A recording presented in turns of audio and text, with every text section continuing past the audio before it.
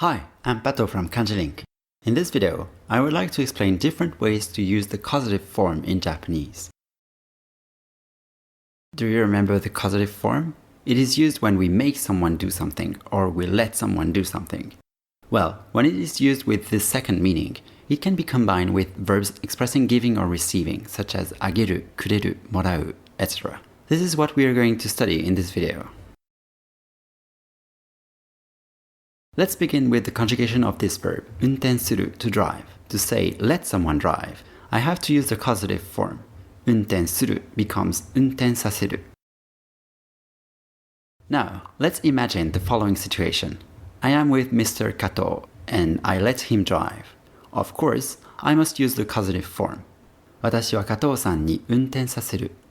But since the causative form means both to make someone do something and to let someone do something, if I leave it like that, it becomes unclear. When we hear this sentence, we might think that I forced Mr. Kato to drive. But in this case, Mr. Kato wanted to drive. He said, 運転したい. So the fact that I let him drive can be considered as a gift, and I can add ageru. I turn 運転させる into 運転させてあげる. Let's imagine the opposite situation. I am with Mr. Kato and I want to drive. 運転したい. If Mr. Kato lets me drive, I can say 加藤さんは私に運転させる.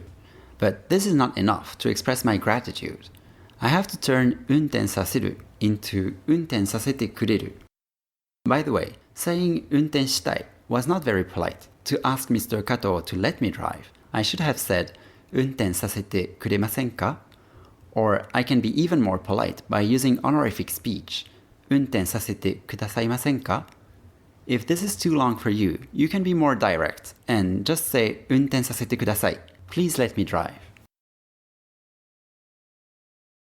So far, we have seen the forms from the point of view of the giver, Mr. Kato, because we used him as the subject, 加藤さんは. Now, let's change our point of view and study this from the receiver's side.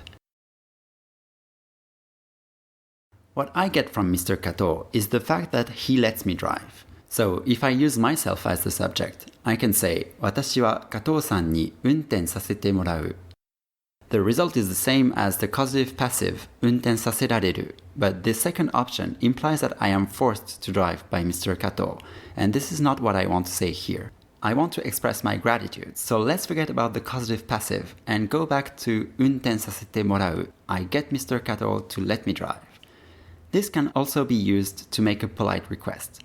Could I receive from you the fact of letting me drive? I know this is a very strange way to ask for something, but it's very natural and polite in Japanese. 運転させてもらえませんか? Be careful, you have to use the potential form. Could I receive もらえませんか? If you just say will I receive もらいませんか? It is not a polite request anymore. Talking about politeness, you can go even further by using the honorific speech いただく instead of もらう. But don't forget to use a potential form. 運転させていただけませんか?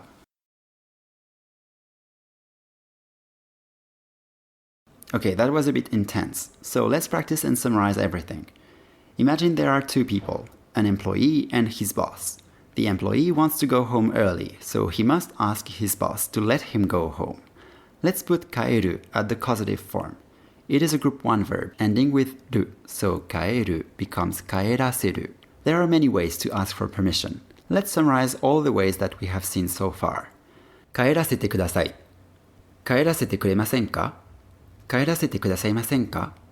帰らせてもらえませんか? 帰らせていただけませんか?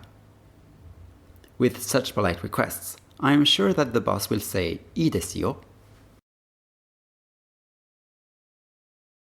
Let's report what is happening here. The boss lets him go home. 社長は帰らせてあげる. On the other hand, the employee gets his boss to let him go home.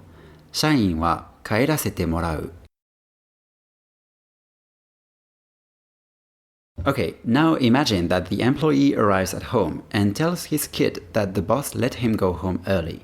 Using the boss as the subject, he can say 社長が帰らせてくれた.